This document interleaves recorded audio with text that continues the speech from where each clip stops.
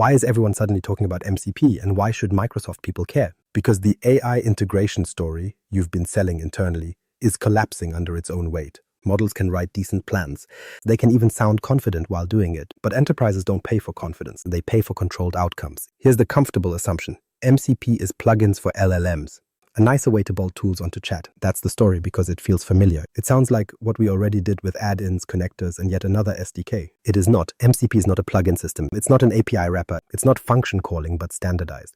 Those descriptions are how you end up rebuilding the same glue code just with a new logo on it. This is the uncomfortable truth. MCP is where authority stops. In architectural terms, MCP is a protocol that sits between an AI host and the systems you actually care about. Graph, SharePoint, line of business APIs, anything with blast radius. And the point of that protocol isn't convenience. The point is to create a choke point where you can enforce identity, scope, audit, and failure behavior without trusting the model to behave, because the model will not behave. Not because it's evil, because it's probabilistic. It picks the next token, then the next token, and somewhere inside that it decides which tool to call and with what inputs. That's fine when the worst outcome is a wrong sentence. It's catastrophic when the outcome is create a user, share a file, delete a record, or exfiltrate a report. So the real problem MCP solves isn't model intelligence. It's bounded action at enterprise scale. Before MCP, every team built their own bridge. A bespoke wrapper around Graph, a custom connector to SharePoint, a hand-rolled middleware service with a service principal that never gets rotated because it's temporary. Meanwhile, policy drift happens, endpoints change, someone adds a permission just for this sprint, and now your integration becomes a permanent incident generator. And Microsoft environments amplify this because identity is the control plane. Entra decides what is possible. Conditional access decides what is survivable.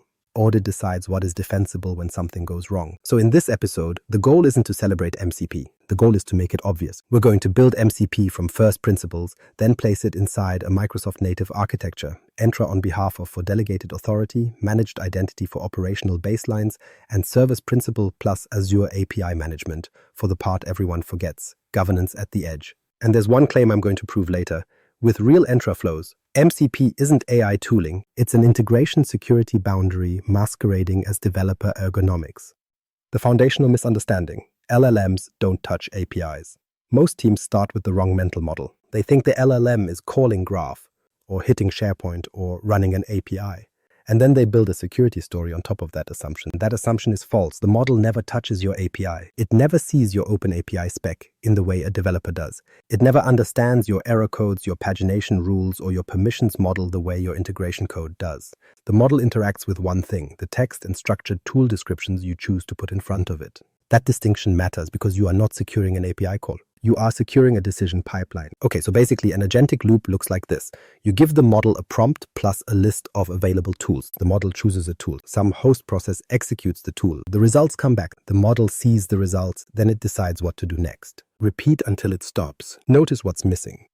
There's no direct binding between the user asked a question and the API call is safe.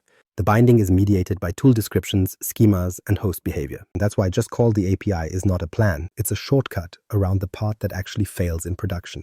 Here's what most people miss. In an enterprise, tool calling is not a coding problem. It's a context shaping problem. If the tool schema is vague, the model will fill in gaps. If the tool names overlap, the model will guess. If you allow optional parameters that change meaning, the model will improvise. If your output isn't stable, the model will learn the wrong patterns. And if you fix it later, you've already shipped a probabilistic interface into a deterministic environment. That's the collision. APIs assume deterministic callers. LLMs are probabilistic callers, so the real failure mode isn't that the model can't do the task. The failure mode is ambiguity. Ambiguity in naming, ambiguity in inputs, ambiguity in outputs, ambiguity in what authority is being exercised when the tool runs. And it gets worse over time because the tool surface drifts. Someone adds a new parameter. Another team wraps the same backend with a slightly different tool. A third team adds a search tool that returns a different shape. Now, the model isn't choosing between one correct action and one incorrect action. It's choosing between three nearly correct actions that all work sometimes. Congratulations, you've built conditional chaos. This is also why prompt injection becomes a real operational concern. The model is not defending your API. The host is. The host decides what tools are available, what schemas are valid, what tokens are presented, and what failures are allowed to proceed. If your system lets untrusted content influence tool selection or tool inputs, it doesn't matter how secure your API is. You just move the attack surface upstream. The attacker isn't bypassing auth. They're steering the caller. So when someone says, we'll just give Copilot a service principal and let it call graph, what they're really doing is bypassing the only place where policy can be enforced consistently, the orchestration boundary. That boundary is what MCP standardizes, not the intelligence, the plumbing around authority. Once you see that, MCP stops sounding like plugins. It starts sounding like what it actually is, a way to describe capabilities precisely, invoke them consistently, and keep the model on the far side of a control plane you can audit and constrain. And now we can talk about the real cost of doing it the old way, because every bespoke bridge you build becomes an entropy generator. The entropy tax, custom AI glue as a permanent incident generator. Here's the part nobody budgets for. Once you let AI glue into the enterprise, you're not building an integration. You're adopting a new kind of maintenance burden, one that grows on its own. Because glue code doesn't stay glue, it becomes policy. It starts innocently. A team wants an agent, to read a SharePoint library, summarize a document set, and maybe create a planner task. So someone writes a thin wrapper around graph. They add a service principal. They store the secret in Key Vault. They ship. Everyone claps. And then reality shows up. The first failure mode is tool sprawl. Multiple teams will build the same bridge in parallel because there's no shared contract layer. One wrapper calls graph search. Another wrapper calls SharePoint REST. A third wrapper scrapes results from the graph drive endpoint because it was faster. Now you don't have one integration. You have three inconsistent interpretations of the same system, each with its own permissions, error handling, and logging. That's not innovation, that's fragmentation. The second failure mode is humans acting as transport. If you've ever watched someone use Copilot by copy-pasting an email thread into a prompt, then copy-pasting a response into Teams, you've seen the architecture. It's manual ETL with vibes. It works right up until it becomes a process, and then it becomes an audit problem. You can't prove what data was used. You can't prove what the model saw. You can't prove what was sent out. And you definitely can't prove the user had authority to move that data in the first place. The third failure mode is security debt that masquerades as velocity. This is where entropy becomes measurable. You add temporary app permissions. You grant sites, read, all because scoping is annoying. You add mail don't read to help with summarization. You keep a long-lived credential because rotating it breaks the tool. Over time, exceptions pile up. These exceptions are not edge cases, they are entropy generators. Because every exception weakens your ability to reason about the system. You no longer know which identities can touch which data, through which paths, under which conditions. You have transformed a deterministic security model into a probabilistic one. The fourth failure mode is drift. APIs change. Graph endpoints evolve. Permission semantics shift. Conditional access policies tighten.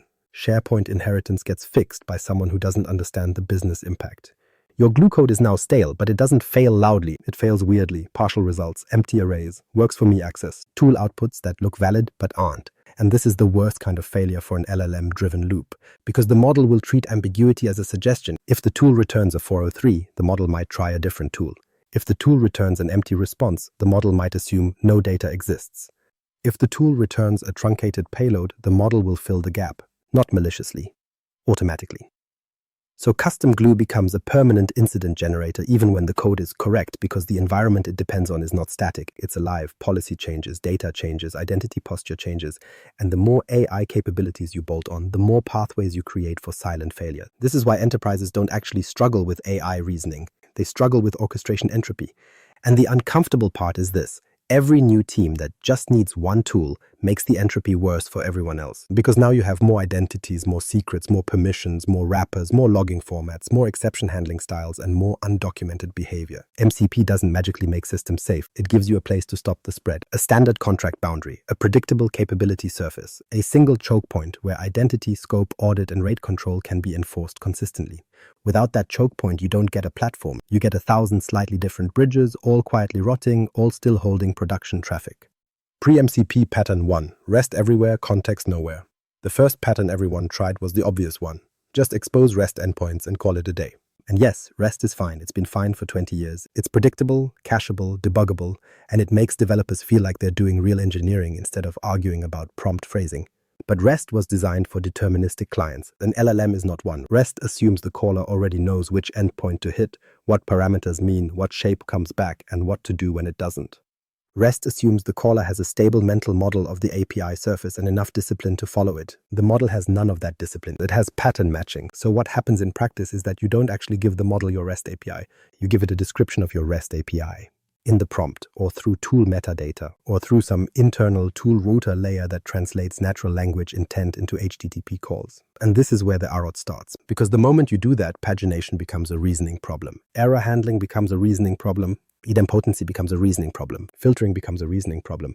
And the model is now doing probabilistic inference over details that were never meant to be inferred. Here's the weird part. Even when you have an Open API spec, you're still not safe. Open API is a contract for developers and code generators. It's great for documenting endpoints, schemas, auth schemes, and response types. But it doesn't solve capability negotiation. It doesn't solve tool discovery in a multi-tool world. And it definitely doesn't solve which of these 5 nearly identical endpoints should I call right now. In other words, OpenAPI can describe a surface. It can't enforce a decision boundary. So teams build wrappers. One wrapper for graph search, another wrapper for SharePoint lists, another wrapper for the one endpoint that returns less data so it's faster. Each wrapper has slightly different defaults, slightly different filtering, slightly different error mapping, slightly different logging. And now you don't have REST. You have interpretations of REST. That distinction matters because interpretations drift independently. The backend might evolve cleanly, but the wrappers don't. They get patched. They get copied. They get forked, and over time, your API integration becomes a zoo of nearly correct callers with different assumptions. And then the LLM arrives. Now the model is asked to choose between those wrappers. It doesn't know your intent. It doesn't know which wrapper is the blessed one. It only sees names, descriptions, and whatever examples you happen to include in the context. So if you have 3 tools called Search, Search Graph, and Search SharePoint, you're not giving the model capability. You're giving it ambiguity, and ambiguity becomes behavior. This is also where security starts to degrade in ways that look harmless. REST APIs often have broad permissions because developers want flexibility. But when you expose that same breadth to a model-driven caller, you're effectively saying, here's a loaded interface, please choose responsibly. It won't. Even worse, REST normalizes the idea that if one call fails, you just try another endpoint. That's acceptable in code where retries are bounded and logic is explicit. In an agent loop, retries are creative. The model will attempt different calls, different parameters, different scopes of search until it gets something that looks like progress. That's not resilience, that's wandering. So the REST everywhere pattern collapses because it externalizes context management. You push all the meaning into prompts and tool descriptions, and then you act surprised when the caller behaves inconsistently. This is why the industry pivoted to plugins next. Not because REST was broken, but because REST had no opinion about context, contracts, or governance at the AI boundary. Pre-MCP pattern 2, plugins and extensions as vendor gravity. So after REST failed to give models a stable, governable tool surface, the industry did what it always does. It built plugins. Plugins feel like progress because they move the integration problem into a product shape, a marketplace, a manifest, an install button, and a permission prompt. Everyone recognizes that pattern. Microsoft people especially. Add-ins, connectors, Teams apps, Power Platform connectors, same movie, new cast. But here's the foundational mistake. Most plugin ecosystems don't exist to reduce your integration debt. They exist to concentrate it. Vendor gravity is what happens when the platform becomes the default integration runtime. Your tools aren't yours anymore. They're artifacts shaped around a vendor's permission model, their audit model, their schema conventions, and their release cadence. That sounds manageable until you realize you just outsourced your boundary decisions to someone else's roadmap. And enterprises don't fail because they lack features. They fail because boundaries erode. Plugin systems typically start with an optimistic premise. We'll let the model call tools, but safely. So the platform defines a plugin schema. You register an endpoint, you describe actions, and the host decides when to call them. It looks clean. It demos well. Then you scale it. Now the real issues show up. Inconsistent permissions, inconsistent schemas, and inconsistent auditing. One plugin asks for broad read access because it can't function otherwise. Another uses fine-grained scopes but returns messy, untyped output. A third logs nothing useful because the platform doesn't enforce audit discipline at the tool boundary. So you end up with an ecosystem of integrations that are all technically supported but operationally incomparable. That is not interoperability, that is standardization theater. The second problem is maintenance reality. In a plugin ecosystem, every platform update is a revalidation event. The host changes how it interprets tool descriptions. The model changes how it selects tools. The platform changes permission prompts or deprecates an auth flow or modifies how it passes context. Your plugin still works until it doesn't. And when it breaks at the worst layer, the layer where an LLM decides what to do next. That means your incident isn't API call failed. Your incident is agent behavior drifted. And you can't patch that with a hotfix and a postman test. The third problem is lock-in, and it's more subtle than we used proprietary APIs. Lock-in happens because you build against the platform's integration contract, not your own. Tool naming conventions, parameter shapes, error mapping, rate limits, approval prompts, and user interaction patterns become entangled with one vendor's client. So if you ever want to move the tool to another host, another Copilot surface, another IDE agent, another model provider, you're not porting code. You're rebuilding semantics. And semantics are where the real cost is. This is also where governance gets weird. Enterprises want one consistent enforcement plane: identity, policy, logging, throttling, retention. Plugin ecosystems usually give you some of that, but in platform-shaped ways. You get the platform's consent screen, the platform's audit format, the platform's throttling assumptions. And when you need to answer a compliance question, who accessed what, under what user, through which tool, with what input, you discover that your data is trapped inside the platform's lens. It's auditable, but only in the way the vendor thinks matters. So plugins solved one pain, distribution, and replaced it with a bigger one. Your integration boundary became a product feature you don't control, which is why everyone got excited about function calling next. It looked like the escape hatch. Forget marketplaces, forget vendor schemas, just define functions in code, call them with structured arguments, keep it inside your app, and then scale arrived. Pre-MCP pattern 3, function calling without a protocol. Function calling looked like the grown-up version of plugins. No marketplace, no vendor manifest format, no install this extension. Just a set of functions in your own codebase, described with JSON schema and invoked by the model with structured arguments, clean, familiar, contained. And for a single app in a single repo with a single team, it mostly works. But here's what function calling actually is. It's a local convention inside one client. It is not a protocol. A protocol is what lets independent systems coordinate without sharing a code base, a deployment pipeline, or a set of assumptions. HTTP is a protocol. OAuth is a protocol. They survive because they define the interaction boundary clearly enough that two strangers can interoperate and still argue about everything else. Function calling doesn't do that. Function calling says, inside this one application, we'll give the model a list of callable things. It does not standardize. Discovery across environments, version negotiation, transports, isolation, governance, or audit semantics. And those missing layers are exactly where enterprises bleed. So what happens? Everyone invents them again. One team puts functions behind an internal gateway. Another team wraps them with a thin tool router. A third team adds a database-backed registry so tools can be enabled per tenant. Someone else adds policy checks before execution. And now you've rebuilt a platform. Poorly, in 5 different ways, with 5 different security failure modes. This is the part most people don't want to hear. Function calling is not a boundary. It's a convenience layer. The model still doesn't touch your API. The model still only sees descriptions. And if your descriptions are incomplete, the model still improvises. You just move the surface from REST endpoints to function names. And then you hit the overlap problem. In the real world, every enterprise has 3 search functions. One searches graph, one searches SharePoint, one searches the app database. Each one returns a different shape. Each one has different paging, different throttling, different semantics for top. The model sees 3 tools that look like they do the same thing, and it chooses based on vibes and token probabilities. That's not tool use, that's tool roulette. So teams try to fix it by stuffing more explanation into the tool description. Longer prompts, more examples, more rules. And it works until the next team adds the 4th search function. Because the root cause isn't documentation quality. The root cause is that you never established a governable contract boundary. There's also a security trap hidden here. With function calling, teams often assume that because the function is in the app, it inherits the app's security posture. But the function is typically executed by the server-side runtime identity, not the user, not the requester, the runtime. So you end up with a quiet privilege escalation. User asks a question, model requests a function, server executes it with whatever identity the service is running under. If that identity is a service principal with broad graph permissions, because it was easier, then your AI helper is now an unbounded automation account with a chat interface. That is not a good time.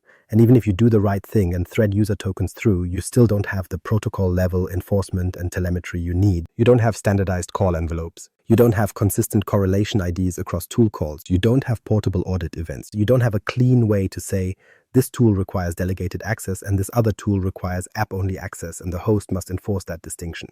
Instead, you rely on developer discipline, which is just entropy with a nicer commit history. Function calling was the escape hatch from plugin lock-in. But at enterprise scale, it just created a new kind of sprawl, private tool APIs that can't interoperate, can't be governed consistently, and can't be shared across hosts without rewriting everything again. And that's why the next step wasn't a better function calling library, it was a protocol. Pre-MCP pattern 4. Agent frameworks aren't standards.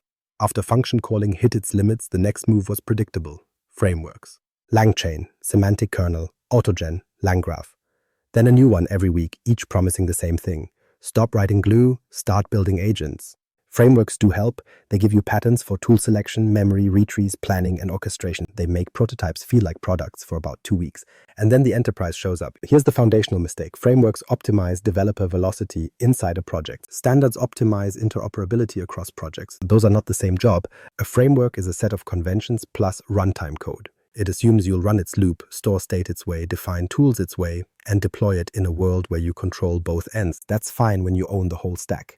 Enterprises don't own the whole stack. They have multiple teams, multiple languages, multiple hosting environments, multiple risk postures, and multiple approval chains that exist because auditors don't accept the framework handles it as an answer. So portability collapses first. Tools written for one framework don't transfer cleanly to another, even when they look similar. One framework calls tools with a certain schema shape. Another embeds extra metadata. A third models tools as a class with side effects. A fourth assumes a specific message format for streaming. The details vary, and those details are where systems break. You end up with the same problem you had with plugins, just redistributed, integration artifacts tied to a runtime you didn't want to standardize on. Then governance collapses. Most frameworks can log, they can trace, they can do observability, but they don't give you audit-grade boundaries by default because audit-grade boundaries are not a library feature. They're an architectural decision enforced at the edges, identity proof, policy evaluation, data minimization, and a clear mapping from action to accountable principle. If your agent framework executes tools using an application identity with broad permissions, you didn't build an agent. You built a privileged automation account with conversational UX. If your framework allows a tool to receive arbitrary user-provided strings that flow straight into downstream APIs, you didn't build orchestration. You built a prompt injection amplifier. And frameworks tend to hide the sharp edges because they're trying to be helpful. Helpful means convenience defaults. Convenience defaults mean silent permission expansion, implicit retries, broad tool exposure, and just make it work behavior. That's how entropy enters. There's also a lifecycle problem that frameworks can't solve for you. Enterprises don't just need agents to run, they need them to survive. Durable executions, timeouts, compensating actions, fail-closed behavior, human approvals, cost controls, change management, a stable contract that other teams can build against without importing your entire runtime. Frameworks are not built to be that contract, they are built to be your scaffolding. So what happens over time is simple. Every team picks a different framework, then every team builds a different tool abstraction, then every team invents a different way to secure it. Then security teams show up and ban half of it because there's no consistent enforcement point. And now you're back to the beginning, custom glue everywhere. This is the uncomfortable truth. Agent frameworks are accelerators for prototypes. They are not coordination layers for ecosystems. And once you accept that, the next step becomes inevitable. The missing layer isn't a better agent loop. The missing layer is a protocol that defines how tools are described, how capabilities are discovered, how calls are transported, and where isolation boundaries live. That's what MCP is trying to be. Why a protocol was inevitable. Standards beat frameworks at scale. Once you've watched REST wrappers drift, plugin ecosystems trap you, function calling fragment into private conventions, and agent frameworks multiply like rabbits, you end up with one conclusion. The problem isn't that teams can't build integrations. The problem is that they can't coordinate them. Coordination is not a library feature. It's a protocol problem. This is why protocols keep showing up at the exact moment an ecosystem stops being a project and starts being an economy. HTTP didn't win because it was the most elegant way to move bytes. It won because it let strangers build software that could talk to other software without a shared code base. OAuth didn't win because developers love auth flows. It won because it let independent systems delegate authority without exchanging passwords and without inventing a new custom trust dance every time. OpenAPI exists for the same reason, not because APIs were impossible, but because organizations needed a shared contract language to reduce ambiguity across teams, vendors, and tooling. MCP is the same move, just aimed at a newer failure mode, because the moment you put an LLM in the loop, you introduce a caller that is inherently non-deterministic, operating against systems that are designed to be deterministic. The integration problem stops being how do we call the API and becomes how do we express capabilities and authority in a way that stays stable even when the caller is probabilistic. Frameworks can't solve that. They can only hide it. Standards don't hide complexity. They pin it down. That distinction matters. A framework says, here's how we do tool calling in this runtime. A standard says, here's how any runtime can describe tools, negotiate capabilities, and invoke them over a consistent envelope. That's the difference between an integration that works in one repo and an integration that can become an organizational asset. And in an enterprise, organizational assets are the only thing worth building. Everything else becomes abandoned middleware with a service principle nobody owns. Here's the other uncomfortable truth. Once multiple tool providers and multiple tool consumers exist, best practice collapses. It always does. Best practice requires alignment. Alignment requires governance. Governance requires a shared boundary. Without a shared boundary, your best practice is just a style guide no one reads. So a protocol becomes inevitable because it gives you three things frameworks can't provide across an ecosystem. First, a stable interaction contract. Not we call functions, but how you list capabilities, how you call them, what the request and response envelopes look like, how errors are represented, and how state is managed when state matters. Second, portability. A tool described through a protocol can outlive your current agent framework. It can outlive your current model provider. It can outlive your current host application. That's not theoretical. That's the difference between a 2-year investment and a quarterly experiment. Third, a place to enforce boundaries consistently. Not by trusting developers to remember rules, but by forcing the interaction through a shape where identity, policy, and audit can attach. And this is why MCP's bet is not, let's standardize AI integrations. It's narrower and smarter. Standardize how context and capabilities are presented to a model-driven host and how the host invokes external tool servers in a controlled way. That's why MCP isn't competing with agent frameworks. It's sitting underneath them.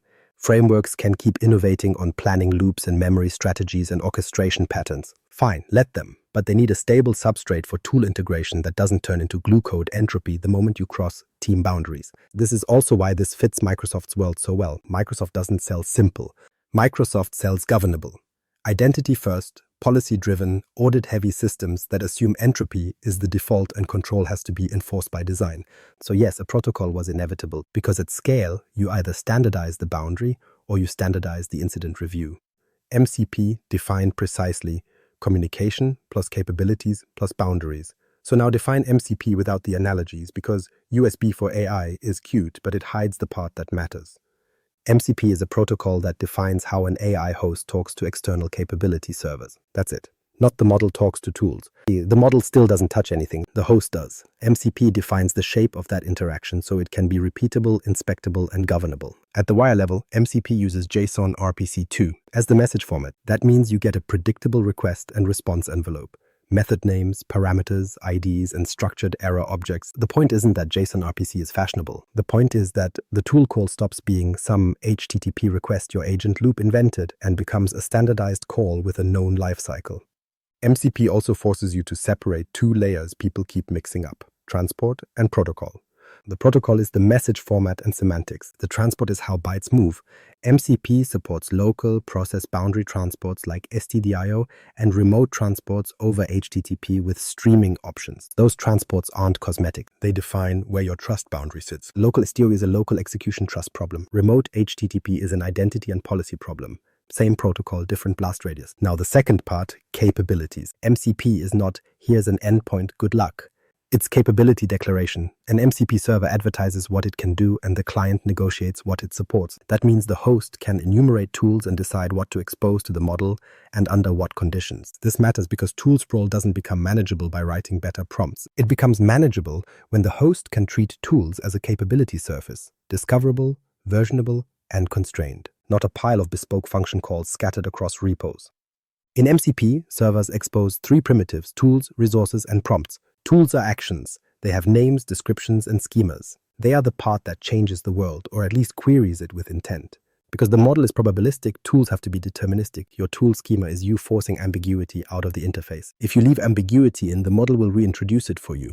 Resources are raw context. Think read-oriented inputs that can be pulled into the model's working set or used for retrieval. They're not actions, they are structured ways to fetch data. And separating resources from tools is not pedantry. It's how you separate knowledge from authority. Prompts are templates. They're productized intent shaping. In practice, they're how a host can offer a consistent entry point like a / command without requiring every user to reinvent the same instruction set.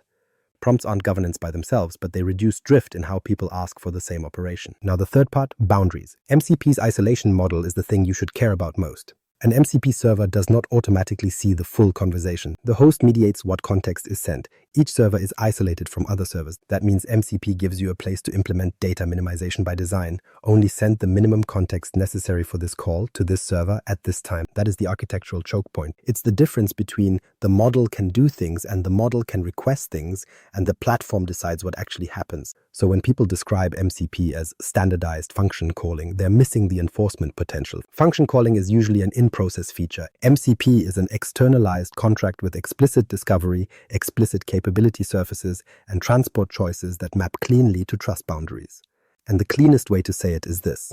MCP is a protocol that turns tool use into an auditable, governable interface, because it puts the host back in charge of authority. That's what we needed all along. Now that MCP is defined precisely, the next step is to break down the primitives that actually matter in real systems, resources, tools, and prompts, and why mixing them is how you accidentally give an LLM more power than you intended. MCP primitives that actually matter: resources, tools, prompts. Most explanations of MCP stop at the vocabulary list, resources, tools, prompts, and then they move on, like naming the parts is the same as understanding the failure modes. It isn't. These three primitives are MCP's real contribution because they force you to separate things enterprises keep mixing together: information, action, and intent shaping. And when you mix them, you don't just create messy integrations. You create authority leaks. Start with resources. Resources are read-oriented. They are how an MCP server exposes context without pretending it's an action. Think of them as controlled retrieval surfaces. Give me the policy text. Give me the schema. Give me the metadata. Give me the last 20 entries. They're RAG-friendly by design because they produce inputs the host can decide to pass into the model's context window. But here's the crucial part. Resources should not mutate anything. The moment you let a resource also perform an action, you've created a hidden side effect channel. Side effects are where audit trails get fuzzy and blame gets shared. Enterprises don't survive shared blame. So you treat resources as context supply, stable shapes, clear identifiers, minimal surprise. If you want a model to understand what confidential means in your tenant, you don't give it a tool called interpret confidentiality. You give it a resource that returns the actual classification policy, deterministic input, probabilistic reasoning. That's the correct separation. Now, tools. Tools are where the blast radius lives. A tool is an action interface. It either changes the world or it queries something in a way that drives downstream action. And because the model is probabilistic, tool interfaces must be intentionally boring. Strict schemas, stable output shapes, narrow parameter ranges, and names that make overlap impossible. This is where most teams sabotage themselves. They define tools like search, get, update, and create with optional parameters that change meaning. Then they wonder why the model calls the wrong thing or calls the right thing with the wrong scope. The tool schema is not documentation. It is your enforcement mechanism against ambiguity. If you allow site ID or site URL as optional fields, the model will sometimes send both. If you allow query as a free string, the model will eventually embed instructions in it. If you return results as an untyped array of mixed objects, you're making the model reverse engineer your domain model mid-flight. That's not intelligence, that's punishment. The correct pattern is to design tools like deterministic RPC calls. Constrain inputs so a model can't get creative. Constrain outputs so a model can't hallucinate structure that isn't there. And log every call as a first-class audit event tied to an identity, a scope, and a correlation ID. Now, prompts in MCP are templates, productized intent shaping. They exist because humans are the original entropy source. If you let every user invent their own "please summarize this and then do the thing" instruction set, you get behavioral drift. And drift turns into inconsistent tool usage, inconsistent approvals, and inconsistent risk. Prompts reduce that. They give the host a stable entry point. Use the approved template for SharePoint document review.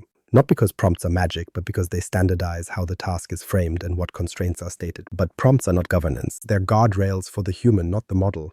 The governance still lives in the host's decision about which resources and tools are even available and under which identity. So the split matters. Resources feed knowledge, tools exercise authority, prompts shape intent. Knowledge is not authority. Authority is not intent. And MCP's primitives force you to stop pretending they are. Next, the uncomfortable part, transport and state. Because when you move from local STDO to remote HTTP, you're not changing performance characteristics. You're changing who has to be trusted. Transport and state, SDRO versus HTTP, local versus remote, and why it's not cosmetic. Transport is where most protocol people lose the room because it sounds like plumbing. But transport is not plumbing. Transport is the first place your trust model becomes real. MCP gives you at least two common transports, SDO and HTTP. People talk about them like the difference is performance. Local is faster, remote is slower. Pick your favorite. That's the comfortable story. The real story is SDO and HTTP change who you have to trust, what identity you can prove, and what failure looks like. Start with SDO.SDO is a local process boundary. The host starts the MCP server as a child process, then communicates over standard input and output. No network, no load balancer, no TLS. It feels safe because it's on the machine. And it can be safe if you treat local execution as a security boundary. But most teams don't. They treat local as trusted. Then they start running random community MCP servers because it's convenient. And now your AI host is launching arbitrary code with whatever file system and network access your user account has. Local doesn't mean safe. Local means the trust decision moved from the network to the endpoint. If you're on Windows, that endpoint is now a workstation with browser sessions, cached tokens, synced OneDrive content, and usually an overprivileged developer identity. If you're on a build agent, it's worse. It's a machine with CI secrets and deployment permissions.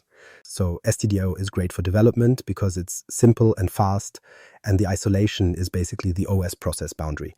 But it also means the server is inside your blast radius. Now, HTTP is where the enterprise story begins, because remote MCP servers are how you build shared capability services. The SharePoint MCP server, the Graph MCP server, the ticketing MCP server, centralized, managed, logged, rate-limited, scalable. But remote means every tool call is now a distributed system call, so identity must be explicit. If your MCP server is remote and it doesn't authenticate callers properly, you didn't build a tool server, you built shadow IT with a JSON RPC wrapper. This is where Entra flows matter. With HTTP, you can and should require a token. That token should have an audience, scopes or roles, and an accountable principal. And you need to decide whether that principal is the user, the workload, or a brokered identity via on behalf of, because remote changes what the audit trail can prove. With STDO, your audit trail is mostly host local. The user ran this tool. With HTTP, your audit trail can be centralized. This user, through this host, called this tool under this policy at this time.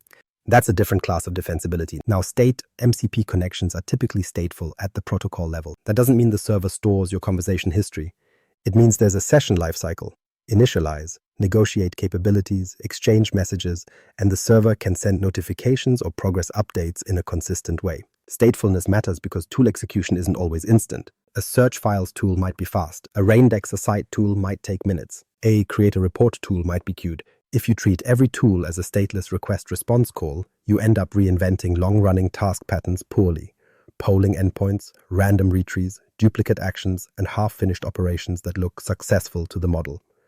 And remember, agent loops amplify ambiguity. If a tool call is slow or flaky, the model doesn't just wait. It tries again, or it tries something else, or it assumes the action completed and moves on. So you need explicit patterns for state, progress events, correlation IDs, and idempotency keys where actions mutate systems. That's not optional. Now connect this back to Microsoft reality. STDO is your dev loop. HTTP is your enterprise loop. Local MCP servers are for building and experimenting. Remote MCP servers are for governance. Entra-backed AUth, APIM, front doors, logging into Sentinel, and policy enforcement that doesn't depend on whether a developer remembered to do the right thing.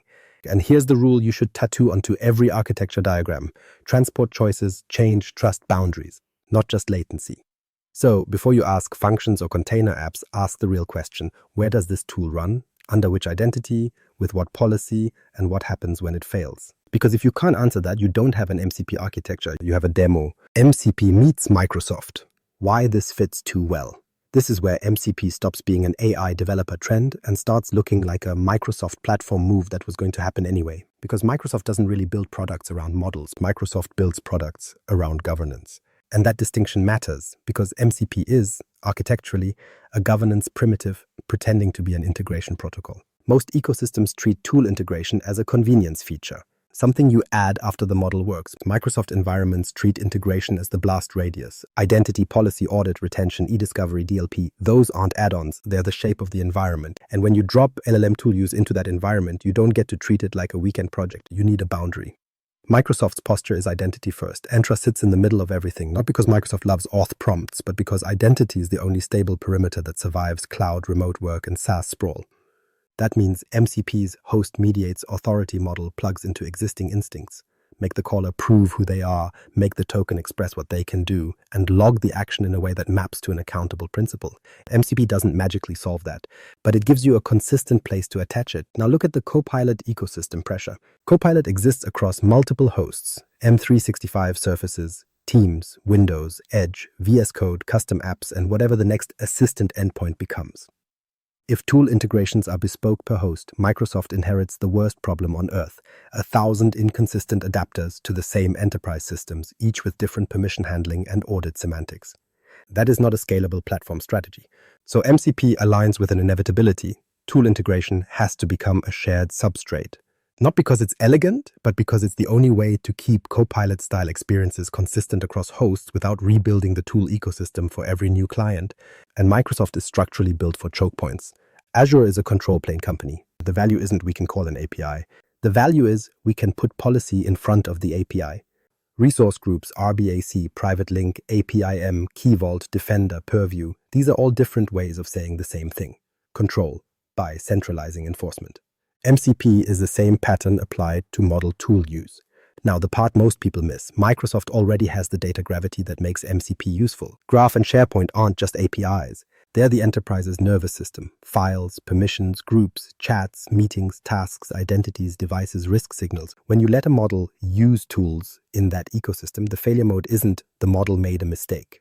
The failure mode is the model acted with the wrong authority across a graph of interconnected resources. That's why MCP fits. It forces you to treat tools as declared capabilities with explicit contracts, not whatever endpoint we can reach. It encourages an integration boundary where you can standardize the boring parts: tool naming, schemas, identity handling, logging, and rate control. And yes, Microsoft is culturally inclined to standardize the boring parts. That's half the platform. There's also a compliance angle that's not optional. Enterprises want audit trails that survive incident response and regulatory review. MCP's host-mediated model makes that feasible. You can correlate a user prompt to tool selection, to tool execution, to downstream API calls. Not perfectly, not automatically, but feasibly. Without a protocol boundary, you end up scraping logs across 5 layers and still not knowing what the model saw or why it chose the tool it did. So MCP fits Microsoft because it reinforces Microsoft's default operating model. Reduce entropy by making boundaries explicit, make identity central, and make enforcement attached to a consistent interface. It's not AI stuff. It's integration architecture catching up to a world where the caller is probabilistic and the enterprise environment is not allowed to be. MCP versus proprietary Copilot extensions. Open standard versus platform gravity. This is where people try to turn MCP into a culture war. Open standard good, proprietary bad. That's not architecture, that's branding. In Microsoft land, you're going to live in a hybrid world for a long time. Some capabilities will come through Copilot native extension points. Some will come through open protocols like MCP. The question isn't which one is morally superior. The question is where you want to pay your integration tax. Start with what proprietary Copilot extensions optimize for: speed inside a single platform. When Microsoft owns the host, the identity integration, the UX surface, and the distribution channel, they can deliver a very coherent experience. Permissions prompts feel consistent. Admin controls show up in familiar places. Telemetry is good enough for most deployments because it's standardized to the platform. That's the upside of platform gravity. It reduces choices, and reduced choices feel like simplicity. But platform gravity also captures your integration semantics. You build the tool the way the platform wants it built. You name things the way the platform wants them named. You accept the platform's interpretation of what an action is, what approval is, what logging is, and how versioning should work. If Microsoft changes any of that, your integration isn't wrong, but it becomes out of date. Then you get drift not in your backend API, in the user-facing behavior of the agent. That's the part enterprises hate because it's difficult to regression test. Your security review can validate scopes and endpoints. It cannot easily validate the model now chooses this action more often because the host changed how it presents tools. Now, MCP's value proposition in this comparison is narrower and therefore more durable. It standardizes the boundary between host and tool server. You can build a SharePoint MCP server once with a stable contract, and multiple hosts can consume it. IDE agents, internal chat apps, whatever Copilot surface comes next. The host experience can evolve without forcing you to rebuild the tool server every time. So the integration investment becomes less host-shaped and more enterprise-shaped. That distinction matters. But don't mistake open protocol for free. With MCP, you inherit responsibility for the boundary. You have to decide how discovery works inside your organization. You have to decide how you version tool schemas. You have to decide how you authenticate remote servers. You have to decide how you log and attribute tool calls. You have to decide what you will not allow. With a proprietary extension surface, Microsoft makes those calls for you. With MCP, you make them. Enterprises tend to pretend they want flexibility. They don't. They want survivability. So here's the practical trade. Proprietary Copilot extensions maximize time to first demo, and MCP maximizes time to still working in 2 years. One optimizes for initial integration velocity inside Microsoft's ecosystem. The other optimizes for portability and governance across an ecosystem that won't stay still. Now, the deeper issue, ecosystem effects. A proprietary extension model creates a winner-takes-most gravity well.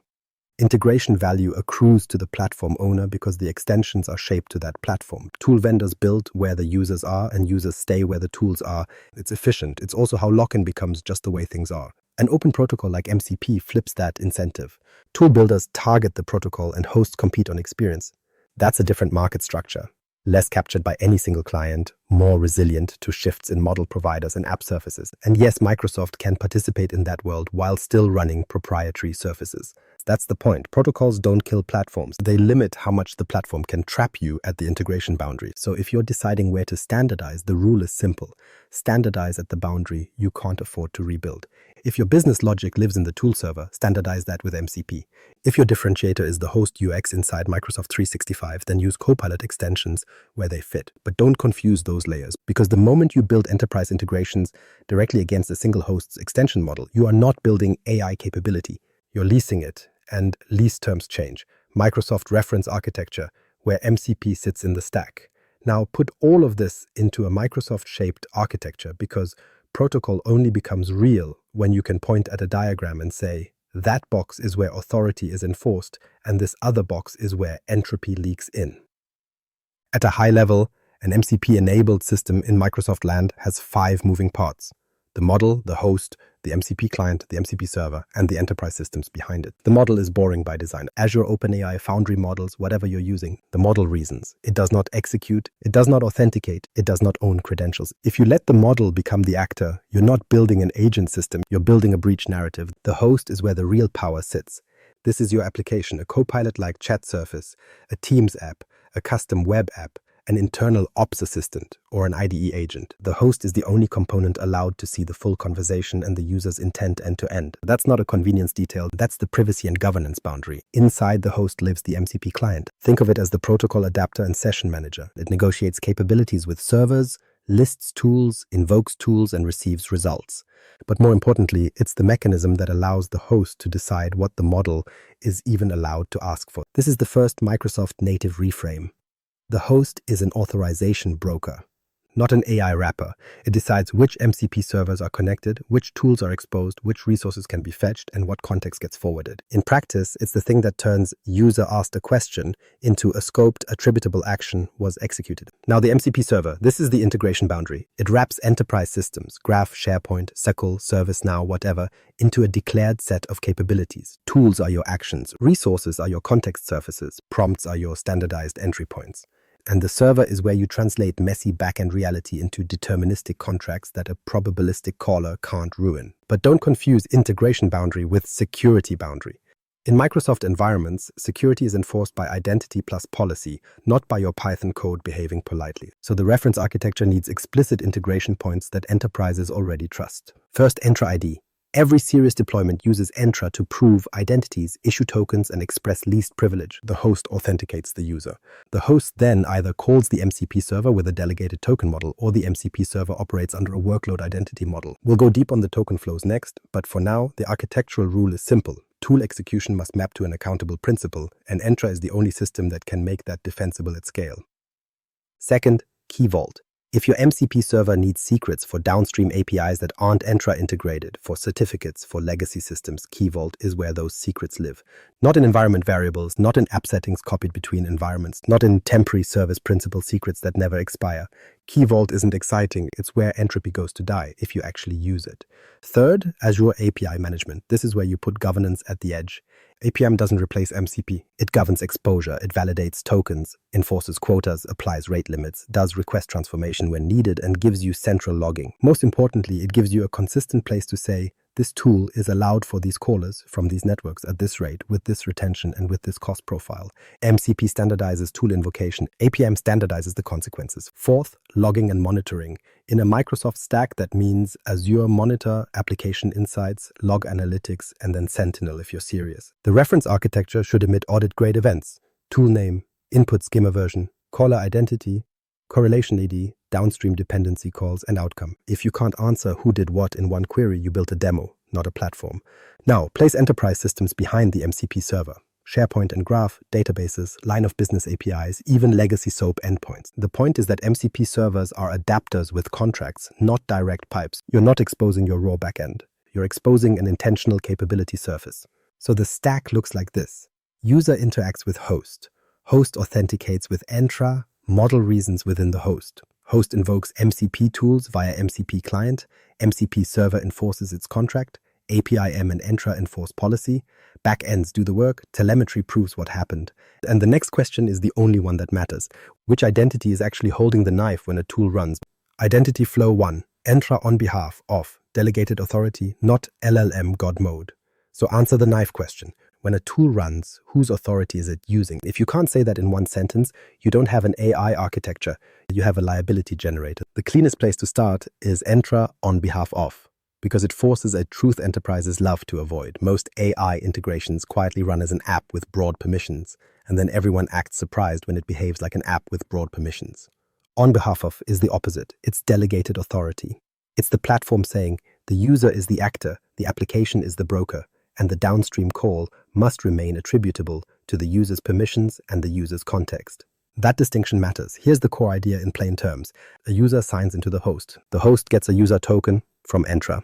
Then, when the host wants to call an MCP server, it passes a token or a proof of user identity to that server. The MCP server doesn't just reuse that token blindly. It exchanges it using the OBO flow to obtain a new access token for the downstream API, like Microsoft Graph, scoped for the user and for the specific audience. So the sequence is simple. User authenticates to the host. Host receives a delegated token. MCP server exchanges that token on behalf of the user. MCP server calls Graph or SharePoint with a delegated token representing the user, and the result comes back. What this buys you is not security theater, it buys you scope trimming as architecture, because delegated tokens carry scopes. Scopes are the contract of least privilege. When the tool is list documents in this site, the server requests the specific graph scopes it needs. And Entra enforces whether that user has consented, whether the tenant allows it, and whether policy conditions apply. The model never gets God mode. The model gets a request path that can be denied, and that denial is a feature, not an outage. Now, the part people get wrong.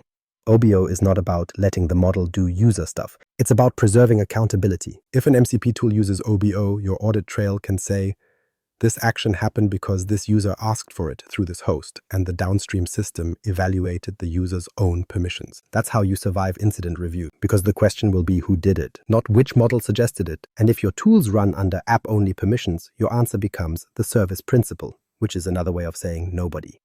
OBO is also the clean way to separate knowledge access from action authority without inventing custom logic. If the user can read a document in SharePoint, Graph will allow the call. If the user can't, Graph will deny it. Your MCP server doesn't have to become a parallel authorization system. It becomes an integration boundary that respects the enterprise authorization engine. Entra and Graph remain the decision engine. Your server becomes a translator, not a judge. Now the failure modes, because OBO is not magic. First, consent and permissions sprawl. OBO requires that your app is configured with the right delegated permissions and that admin consent is handled intentionally. If you treat admin consent as just make it work, you reintroduce the same entropy you were trying to eliminate just earlier in the lifecycle. Second, token handling. The host must not leak user tokens into places they don't belong. If you forward user tokens to random downstream systems or third-party MCP servers, you've turned your delegated model into a portable credential theft mechanism. Third, conditional access. This is where Microsoft environments get serious. Conditional access might require compliant devices, specific locations, or MFA for certain resources. OBO doesn't bypass that. It inherits it. That's good because it means your tool execution respects the same risk posture as the rest of the tenant. But it also means your tool calls can fail for reasons that look non-technical to developers. They aren't non-technical. They're policy doing its job. So if you implement OBO, you need to design for denial, clear error mapping, fail-close behavior, and user-visible explanations that don't leak sensitive policy detail. Because access denied is a correct outcome, and that's the takeaway.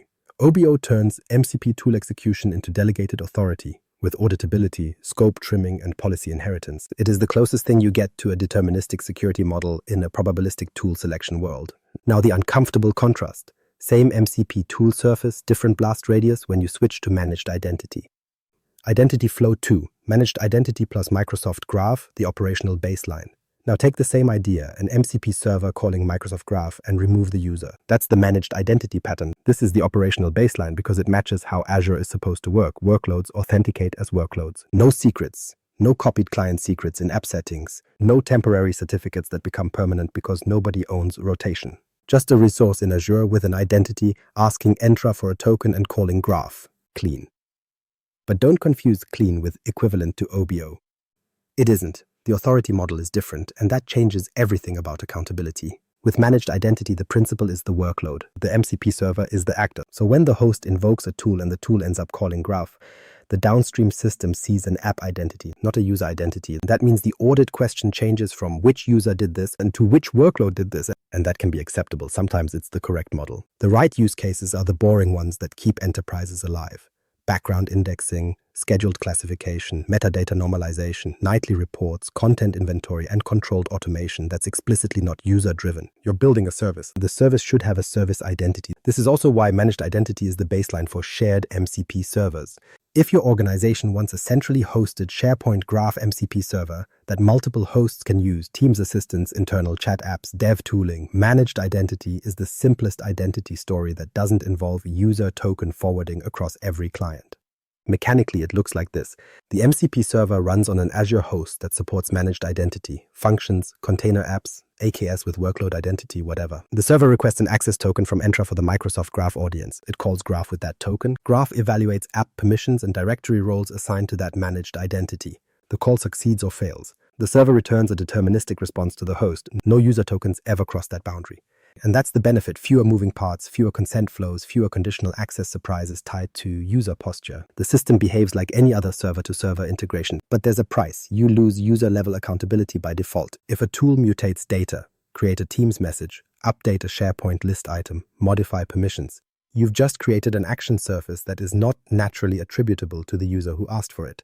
You can add your own logging, of course. You can stamp requested by user X into telemetry, but that is not the same as Graph enforcing user permissions. It's your app asserting a story, and incident reviews don't accept the app says so as a strong boundary.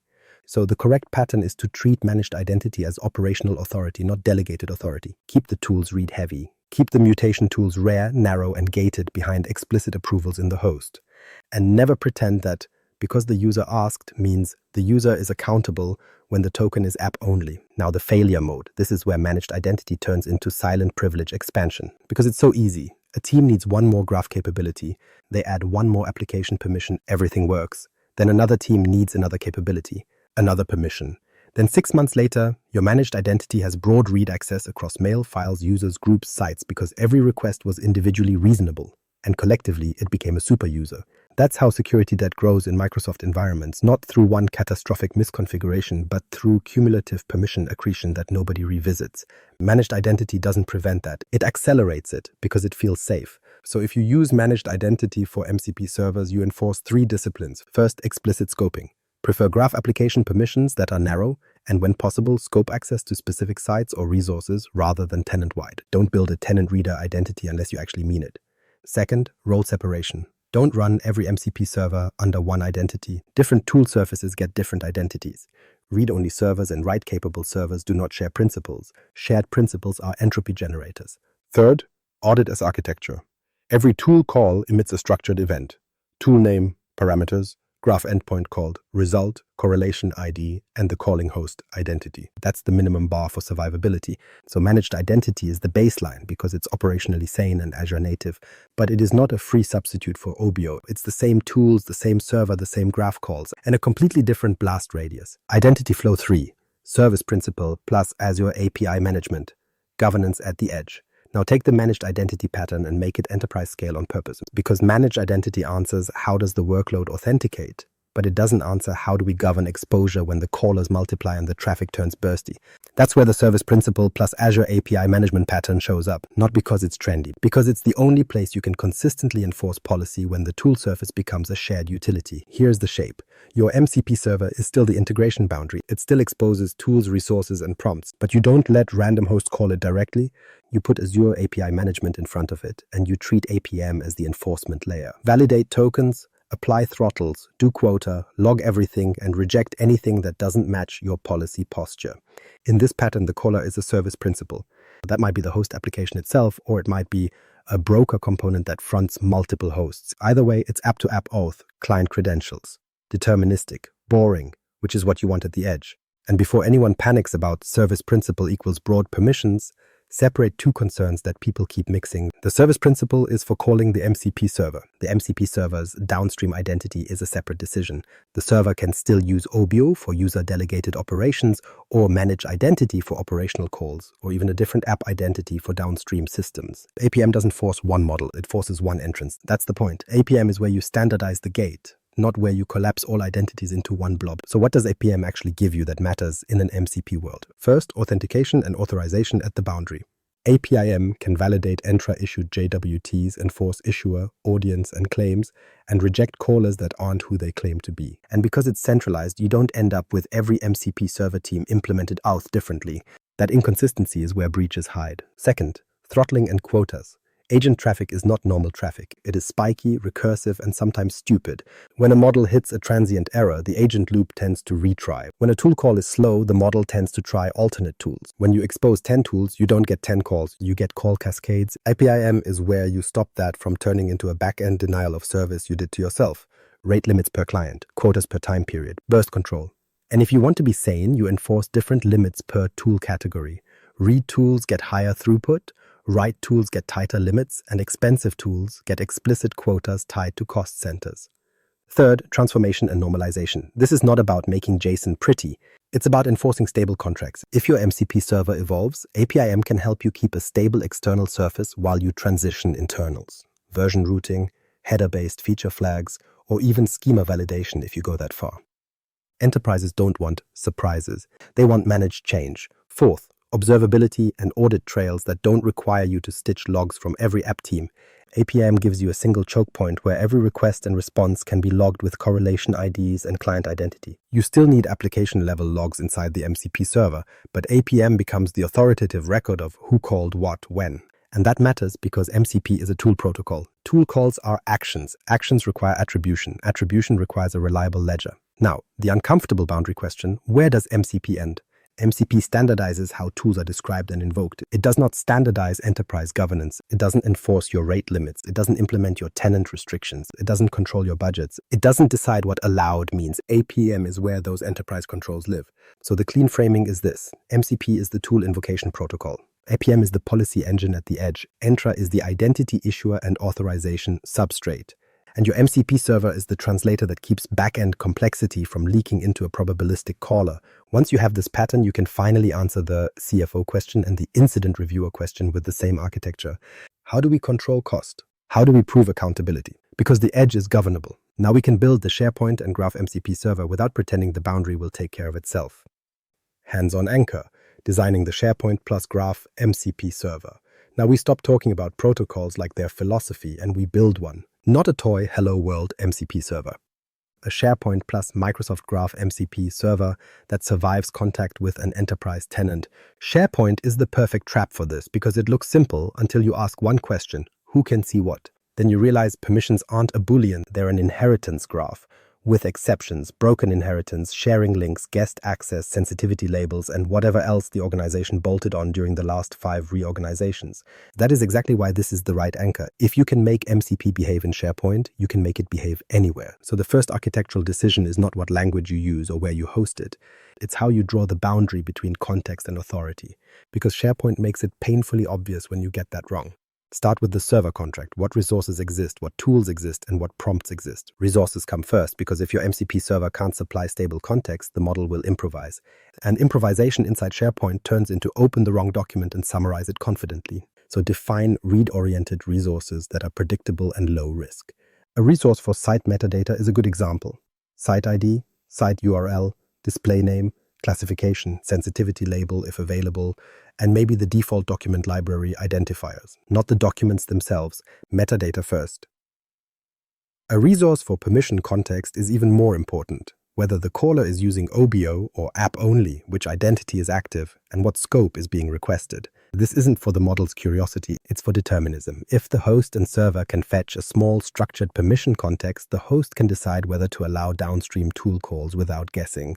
A resource for content types and columns is also valuable, because in SharePoint, list data without schema is just noise. Give the model stable names for fields, expected types, and allowed values. Otherwise, it will hallucinate a column called status, because every system has a status, and then your tool call fails and the loop retries until your backend hates you.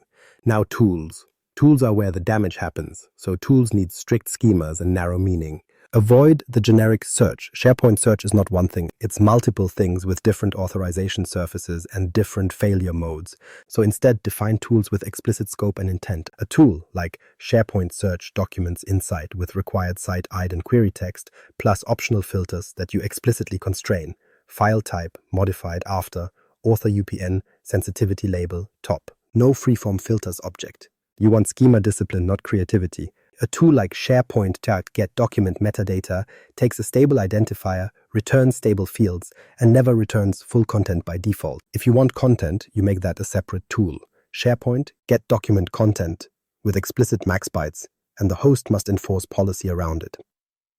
A tool like GraphList user groups is a trap unless you tightly scope why it exists. In an enterprise tenant, enumerating group membership is sensitive, so if you need it, constrain it to a specific purpose. Graph check user access to site, where the server answers a yes, no, plus evidence fields, instead of dumping raw group data. Then prompts. Prompts are templates that standardize how humans invoke common workflows. For SharePoint, the obvious ones are things like review this document for policy compliance or summarize changes since last week for this site. But you keep prompts honest. They don't grant permissions, they don't bypass approval, and they don't magically solve injection. They just reduce human drift. Now the identity model ties it together. If the host uses OBO, your tools operate under user-delegated access, and SharePoint and Graph become the enforcement engines. If the host uses managed identity, your tools must be scoped to operational tasks, and your server must log attribution explicitly because Graph won't do it for you. If you front the whole thing with APIM, you get rate control and a ledger of calls that doesn't depend on every developer remembering to instrument. Finally, you define what fail closed means. If the tool can't prove site scope, it refuses the call. If a document is overshared or unlabeled and your policy requires classification, the tool refuses the call. If the query is ambiguous, the tool refuses the call and forces elicitation through the host. This is the real value of MCP in Microsoft land. Not that the model can reach SharePoint, that the model can't reach SharePoint unless you let it. Contract design, tool schemas, naming, and the art of avoiding overlap. Now comes the part everyone skips because it feels too API-ish.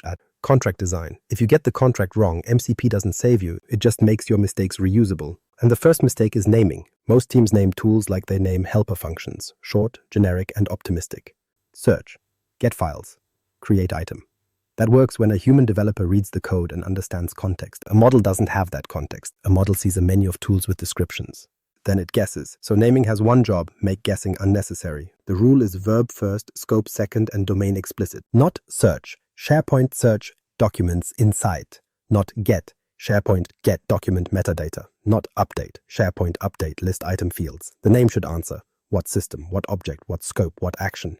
Every extra syllable is cheaper than an incident review. Now the next rule, never create overlapping tools. If you expose 3 tools that all feel like search, the model will pick the wrong one eventually. Not because it's dumb, but because you asked it to choose between ambiguous options. So you define one canonical tool per intent per scope. If you need different search semantics, graph search versus SharePoint REST versus search API, you hide that inside the server. You don't force the model to know which backend is better. The server is the translator. The model is not your integration engineer. Now schemas. Your input schema is not a convenience. It is the boundary that keeps prompt injection from becoming tool injection. If you accept freeform strings where you actually need constrained fields, the model will smuggle instructions into parameters. It won't even mean to. It's just optimizing for get the job done. So constrain inputs until the model can't be clever. If a tool needs a site, require a site ID, not site URL or site name or whatever you can find. One identifier. If a tool needs a time window, require ISO 8601 timestamps, not last week. If a tool needs a filter, make it an enum, not filter text. And if you absolutely must accept freeform text, you treat it as untrusted, you validate it, you log it, and you design the tool so the worst case is bad query, not privilege escalation. Outputs matter just as much. Most MCP servers return whatever the backend returned because it's easy. That is how you make the model reverse engineer your system at runtime. Instead, you return stable shapes. For a search tool, a list of results with a strict object schema. Each result has ID, title, web URL, last modified date time, author, and classification signals you can reliably provide. No polymorphic blobs. For metadata tools, predictable fields, predictable null behavior, predictable paging. If there's paging, return the next cursor. Don't dump @data next link and call it a day. And here's the uncomfortable part. You need to design outputs for audit, not just for the model. If a tool fetches a document, include the permission path you used, delegated user token or app only. Include the resource identifiers. Include a correlation ID that ties back to logs. That's how you prove what happened later, when later becomes why did this tool access that file. Now, versioning in MCP capability surfaces are discoverable. That's good. But it tempts teams into silent breaking changes. Rename fields, change meanings, add optional parameters that alter behavior. That's how deterministic contracts turn probabilistic. So treat capability versioning as a first-class design input. Either version your tool names like SharePoint, Search Documents Insight v2, or version your server capabilities explicitly and keep old shapes alive until clients migrate. It's not elegant, but it's survivable. Finally, the anti-overlap discipline needs a naming taxonomy. Within a server, tools should follow a consistent pattern. System prefix, SharePoint, Graph, SQL. Action verb, search, get, list, create, update, delete. Scope qualifier, inside, in library, by ID. Object noun, documents, list, items, permissions. That's not aesthetics. It's how you prevent the 3 search tools problem that Theo from Anthropic called out. Overlapping tools confuse models, and confusion becomes unpredictable tool selection. And when tool selection becomes unpredictable, your security model becomes probabilistic. So yes, contract design is boring. That's why it works. The whole point of MCP is to give a probabilistic model a deterministic capability surface. Names remove guesswork, schemas remove ambiguity, output shapes remove interpretation, versioning removes drift. If you do those 4 things, MCP becomes governable. If you don't, MCP becomes just another way to scale your glue code. Hosting decision point, functions versus container apps versus AKS. Now you've got a contract. You've got tool names that don't overlap. You've got schemas that don't invite improvisation. So the next question is painfully unglamorous. Where does the MCP server live? This is where teams pretend they're discussing cost and latency, but they're really choosing blast radius and operational ownership. Hosting is not a runtime choice. It's a pager choice. Start with Azure Functions. Functions are the default reflex because they feel like small tools. 1 function per tool, scale to 0, pay per execution. It looks like alignment. But MCP servers, especially remote ones over HTTP, don't behave like typical webhook handlers. They behave like interactive services that get called in bursts, in loops, and sometimes in rapid retreats because the model is trying to complete a task. Functions can work if your MCP server is truly stateless per call and your tools are short-lived. Read-only queries, quick lookups, narrow transformations. It's great for background automation tools too, where a cold start is annoying but not catastrophic. The catch is cold start and connection behavior. In an interactive agent loop, a few seconds of startup delay doesn't just slow the user, it changes model behavior. The model sees tool is slow, tries a different tool, or retries, and now you've built an accidental traffic amplifier. Functions also push you toward fragmented deployments, 1 server per team, per toolset, each with slightly different auth handling, logging, and network controls. That is not a platform, that is distributed entropy. Now, Azure Container Apps. Container apps is the middle path that enterprises should default to and rarely do because it's not serverless pure and it's not Kubernetes heroic. It's a managed container runtime with sane scaling, optional scale to 0, and a predictable execution environment for HTTP services. For MCP servers, that matters because you typically want a single process that owns the tool registry, can maintain session-level behavior if needed, and can handle streaming patterns without you fighting the platform. You also get cleaner identity stories. Managed identity integration is straightforward. Network boundaries are clearer. You confront it with APIM without weird workarounds. And your deployment artifact is a container image, which means your DevX and your runtime are finally the same thing. The trade is that container apps forces you to act like you're running a service.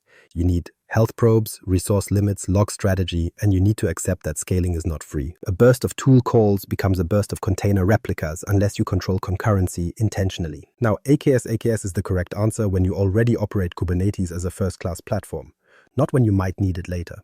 Kubernetes isn't a hosting option, it's an operating model with an attached tax. AKS makes sense if you need strict network segmentation, advanced routing, custom sidecars, service mesh integration, or if you're co-locating MCP servers with other internal services in a cluster that's already governed and monitored.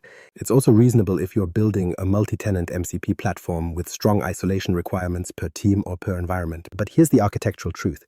If this is your first MCP server and your first question is, should we run AKS, you're early solving. You are optimizing for theoretical future scale instead of today's boundary correctness.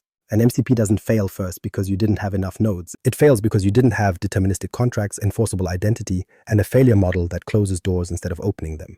So choose based on the real constraints. If you need to move fast and your tools are short-lived, Functions can be fine, but treat it as a stepping stone, not the destination. If you want a stable, governable HTTP service with sane operations, container apps is the default. If you already live in Kubernetes and you need Kubernetes class controls, AKS is reasonable, but only if you're willing to pay the ongoing cost in human attention. Because the question behind every hosting decision is simple. When this tool server misbehaves at 2 a.m., who gets blamed, who gets paged, and what system is now at risk? SLOs and failure modes, latency, timeouts, and failing closed. Now assume you picked a host. Great, your next problem is that agent traffic doesn't behave like human traffic, so you need SLOs, not vibes. For interactive tool use, the only number that matters is perceived responsiveness. A good target is P95 around 300 to 500 milliseconds per tool call, end-to-end. Not back-end time, end-to-end. Auth, network, execution, serialization, logging, because the model doesn't care why it was slow. It just reacts, and when it reacts, it amplifies. A slow tool triggers retries. Retries trigger concurrency. Concurrency triggers throttling. Throttling triggers more retries. That loop is how you DOS your own tenant. So set explicit timeouts, short for read tools, longer only when the tool is designed for long-running work with progress reporting. If the tool can mutate state, it must be idempotent, or you will eventually duplicate actions under retry pressure. Then decide fail closed versus fail open. Fail open feels helpful. It's also how policy turns into a suggestion. If auth fails, deny. If scope is unclear, deny. If classification is missing and policy requires it, deny. Denial is stability. MCP and developer experience, strong interfaces, fewer hallucinated integrations. Now here's the part that gets MCP adopted inside engineering teams. Not governance. Developer experience, because most teams don't start a project by saying, I'd like a new control plane boundary. They start by saying, I'm tired of rewriting this integration for every agent framework, and I'm tired of the model guessing my API shape wrong. This is the uncomfortable truth. The average LLM integration fails because the interface is vague, not because the model is dumb. When people say the model hallucinated, what they usually mean is, we handed a probabilistic caller an ambiguous tool surface and then acted surprised when it guessed.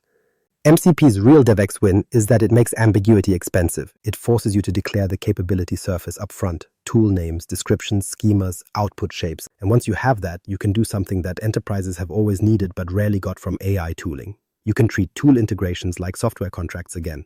That distinction matters. Because REST APIs and OpenAPI do this for developers, but LLM tool use introduces an extra problem. Tool discovery and selection happens at runtime, inside a reasoning loop, by a caller that does not read your docs like a human reads docs. So MCP gives you a structured inventory of capabilities that the host can present to the model consistently, and it gives you schemas that the host can validate before anything runs.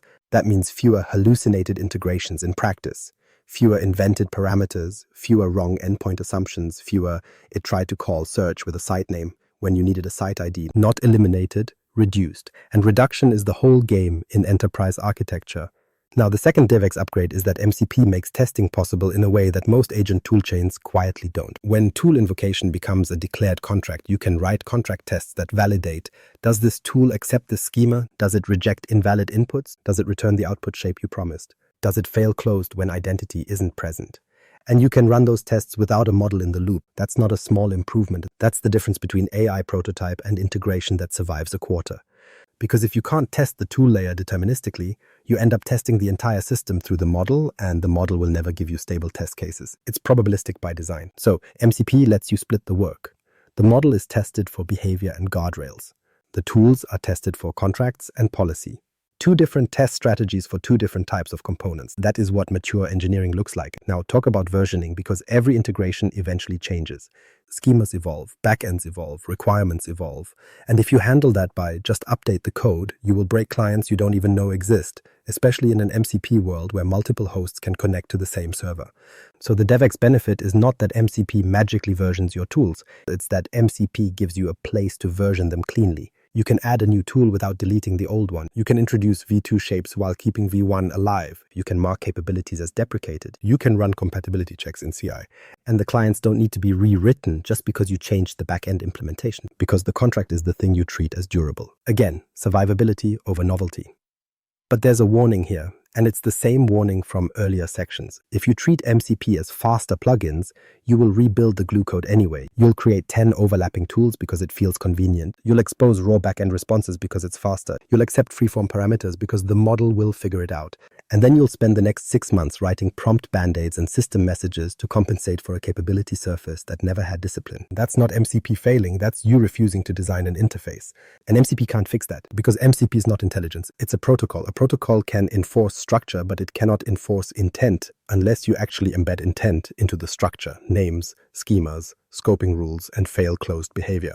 So the clean takeaway for DevX is simple. MCP doesn't make agents smarter, it makes integrations less ambiguous. And when you reduce ambiguity, you reduce hallucination, you reduce retries, you reduce incident fuel, and you reduce the amount of custom glue code you need to keep rewriting every time the ecosystem shifts. That's why engineers like it. Not because it's magical, because it's boring in exactly the right place. Tooling integration, VS Code, GitHub Copilot, CI, CD, and inner source. Once you accept that MCP is a contract boundary, the next question is obvious. How does it actually live inside real engineering workflows? Because nobody deploys a protocol. They deploy code through pipelines with approvals under the comforting illusion that someone reviewed it. So start with VS Code, because that's where most MCP adoption shows up first. Developer tools and agent-enabled IDEs. Not because IDEs are the center of the universe, but because they're where tool use is easiest to demonstrate. You can wire up an MCP server locally, expose a couple of tools, and suddenly your assistant stops being a text generator and starts being a bounded actor. But don't let that demo lie to you. VS Code integration is a DevX feature. It is not an enterprise boundary. The enterprise boundary is the MCP server contract and the identity model behind it. VS Code is just one host, a convenient one. So the right mental model is this. VS Code is where you develop and test MCP servers. Your organization's platform is where you publish and govern them. Now layer GitHub Copilot on top of that. Copilot helps you write the server quickly. It will happily generate tool schemas, JSON RPC handlers, and boilerplate. That's fine. It's also not the hard part. The hard part is deciding what tools should exist at all, because Copilot will default to generic convenient tools. Search, get, update. And you already know what happens when you expose ambiguous capabilities to a probabilistic caller.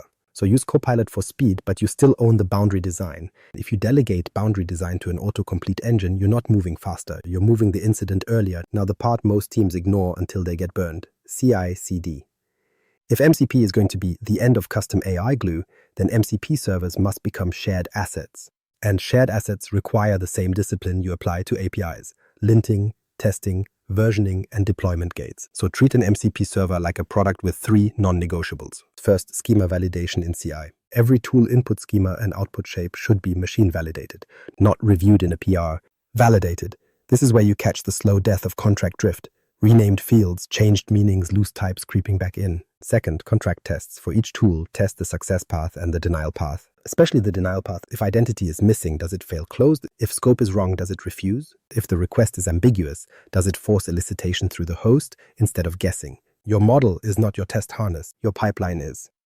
Third, policy gates on deployment. If you run MCP servers in Azure, you already have the governance tooling, Azure policy, APIM policies, deployment approvals, environment separation. Use them. Don't ship new tools straight to production because it's just an internal assistant. Internal is where the most expensive breaches live. Now, inner source. This is where MCP becomes a real organizational multiplier or just another pile of half-maintained repositories. In most enterprises, every team builds the same integration 3 times. One for their app, one for Power Automate, one for whatever agent framework they're experimenting with. And they all drift. Different naming, different permissions, different behavior, different logs, same backend. MCP can collapse that duplication, but only if you treat MCP servers as shared products with shared ownership. Inner source is the mechanism. Publish MCP servers as internal packages with documentation, versioning, and a contribution model. One team owns the boundary, other teams contribute improvements. Everyone consumes the same capability surface. That's how you reduce tool sprawl without creating a central bottleneck. And it also changes how you think about platform engineering for AI. The platform isn't the model. The platform is the catalog of governed tool surfaces. SharePoint access, graph search, ticket creation, deployment status, whatever your organization needs. The moment you do this, your host applications become interchangeable at the tool boundary. Teams can build different experiences, Teams bots, web chat, IDE agents, without rebuilding the integration every time. That's the practical payoff of standardization.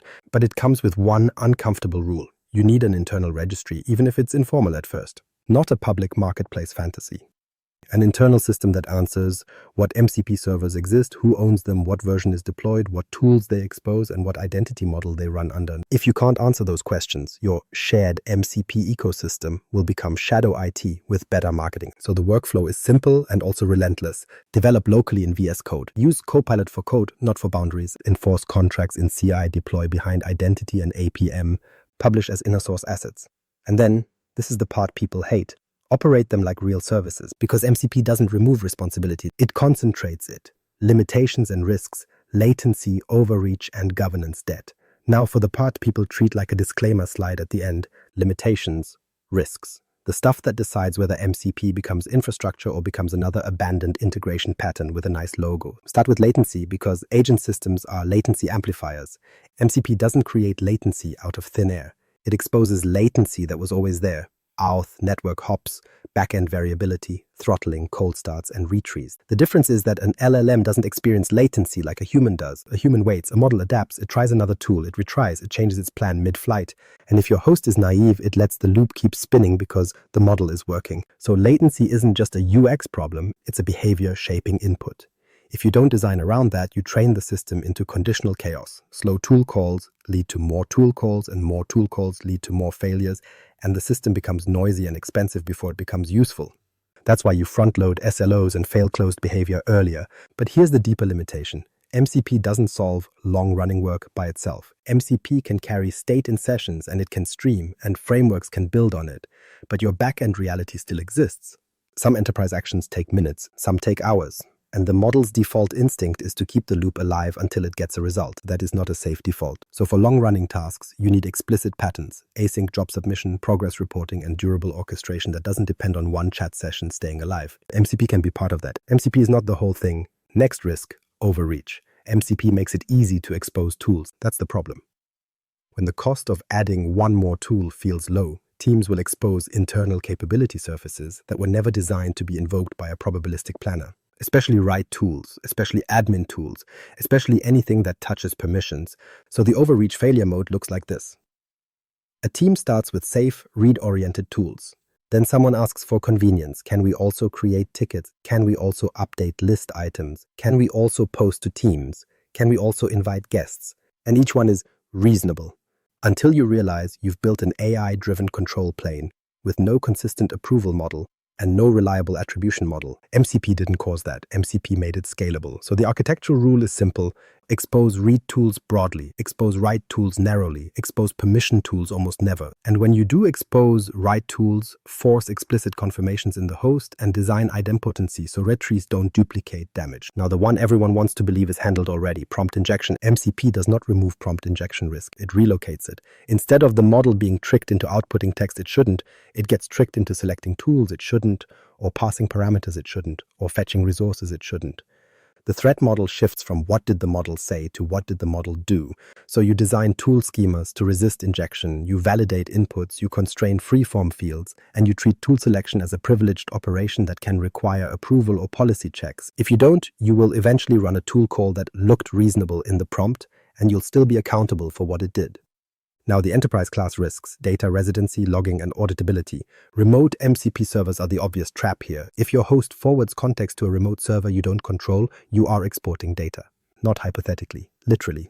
And we didn't mean to send sensitive data is not a control. It's a post-incident quote. So you need explicit decisions about what context can leave the boundary, where your MCP servers run, and what telemetry is retained. In regulated environments, that means data residency constraints and retention policies for logs that contain tool parameters, document identifiers, and possibly content excerpts. Audit trails are not optional. They're the only reason enterprises will tolerate agentic systems at scale. If you can't reconstruct a tool call chain, who invoked what tool, what parameters, what downstream API, what result, you have no defensible story when something goes wrong. And yes, it will go wrong. Finally, governance debt. MCP centralizes tool invocation. That sounds like control. It is also concentration of risk. A small number of MCP servers will become critical infrastructure inside the organization. Everyone will depend on them. And then those servers become the new shared service that accumulates exceptions, special cases, and temporary bypasses. Entropy doesn't disappear. It moves to the choke point. So treat MCP governance like you treat identity governance, ownership lifecycle, reviews, and deprecation discipline. If a tool exists, someone owns it. If no one owns it, it gets removed. If it can't be audited, it doesn't ship. If it can't fail closed, it's not production ready. That's the honest limitation section. MCP doesn't make AI safe. It creates a place where safety can actually be enforced, and that's only useful if you enforce it. MCP's maturity curve, spec evolution, remote registries, and agent discovery. So now that the risks are on the table, the next question is whether MCP is mature enough to bet on. And the only honest answer is, it depends what you think you're betting on. If you're betting on a stable enterprise-grade ecosystem of remote servers you can plug into production tomorrow, you're early. If you're betting on the core mechanics, typed tool calls, declared capabilities, and a host-mediated boundary, then you're not early. You're catching up to the inevitable. That distinction matters, because MCP has two maturity curves running at the same time. One curve is the protocol's core primitives. Tools, resources, prompts, lifecycle, capability negotiation, transport. Those are already useful today. They're the part that collapses custom glue code into a contract surface. The other curve is the ecosystem layer. Discovery, registries, trust, and how agents decide what to connect to without humans hand-wiring everything. That's where things are still moving. So separate what exists from what's emerging. What's real today is the boring part. The protocol is JSON RPC based. Servers advertise capabilities, hosts mediate the conversation and decide what context moves to what server. Transports exist for local and remote operation. In architectural terms, MCP already provides the minimum structure needed to turn tool use into a governable interface. That is the foundation. Now what's emerging is what turns MCP from integration standard into integration marketplace. Remote registries, agent discovery. The ability for a host or agent to say, I need a capability I don't currently have. Go find me a server that provides it. That sounds convenient. It is also where trust collapses if you're not careful, because discovery without governance is just automated supply chain risk. If the model can discover servers on demand, then the model can expand its tool surface on demand. And if that tool surface expansion isn't controlled by policy, you didn't build a boundary, you built a hole. So when people get excited about registries, the correct mental model is not App Store, it's Package Manager. And package managers have supply chain incidents for a living. So what does a mature registry model need to become enterprise usable? First, a trust story, not its open source. A real trust story. Who published the server? Who maintains it? What version is deployed? What identity and authorization model does it use? What data does it receive? Where does it run? What logs does it keep? And in Microsoft land, the trust story eventually collapses into Entra, because Entra is where identity becomes enforceable at scale. If a registry can't map servers to tenant identity, policy, and ownership, it's not an enterprise registry. It's a directory of things you shouldn't connect to. Second, a governance story. Even if discovery exists, enterprises don't allow install anything. They allow install from the approved catalog. That means you need approval workflows, environment promotion, and policy gates that sit outside the protocol. MCP is the protocol. The approval model is not. So expect a split. MCP standardizes the calls, and Microsoft governance tooling, Entra, APIM, Purview, whatever else will be used to control what gets connected. Third, a maturity story for agent discovery itself, because discovery isn't just finding a server.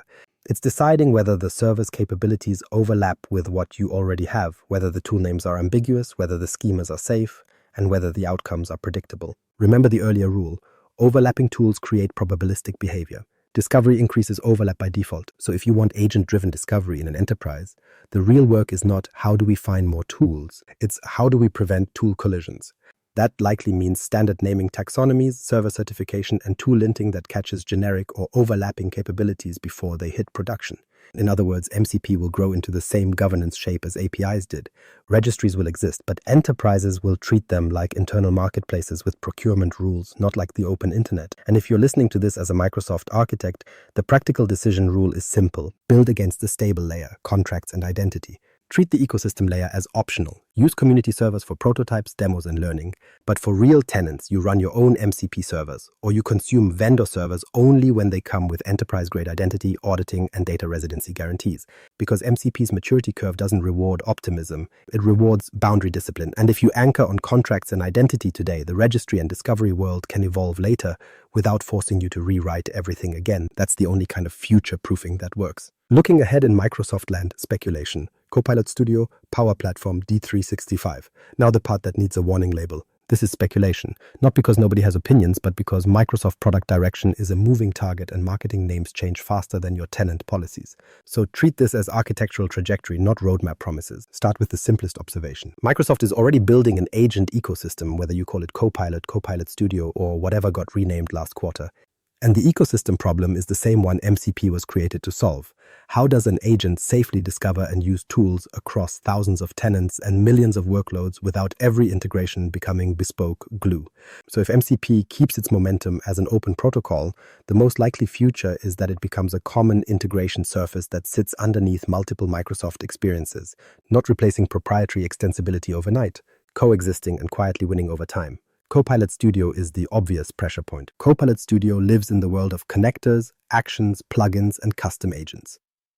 That world is powerful, but it is also highly platform-shaped. You build inside the Copilot ecosystem, you inherit its constraints, and you accept that portability is limited. MCP, in contrast, is portable by design. So the architectural question is not, will Copilot Studio support MCP? It's, will enterprises standardize their internal tool surface on MCP so that Copilot Studio becomes just one client? Because that's the move that changes the power dynamic. If the organization exposes SharePoint access, ticketing operations, inventory systems, and approvals through a governed MCP server layer, then Copilot Studio becomes a user experience layer. A good one, probably, but not the only one. And then you can swap clients without rebuilding the boundary. That's the end of custom glue in Microsoft terms. Now, Power Platform is where this gets uncomfortable because low-code and governance have a long, hostile history together. Low-code wants make it work. Governance wants prove it's allowed.